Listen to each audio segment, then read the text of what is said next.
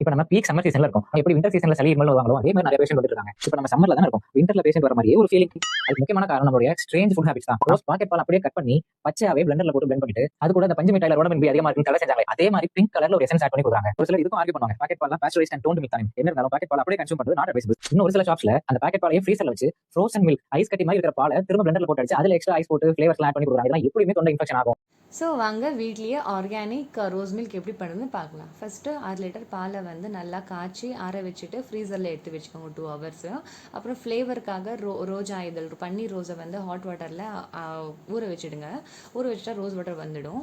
அப்புறமா beetroot juice எடுத்துக்கோங்க. அது வந்து கலருக்காக, இனிப்புக்காக சுகர் இல்லைன்னா ஹனி இவ்வளவும் போட்டுட்டு இவ்வளவும் ஜூஸரில் போட்டு அரைச்சி எடுத்துடுங்க. சூப்பரான ரோஸ் மில்க் ரெடிங்க. இப்போ ஒரு கிளாஸில் கொஞ்சமாக நுங்கு போட்டுட்டு இந்த அரைச்ச ஜூஸை வந்து அப்படியே போட்டுடுங்க.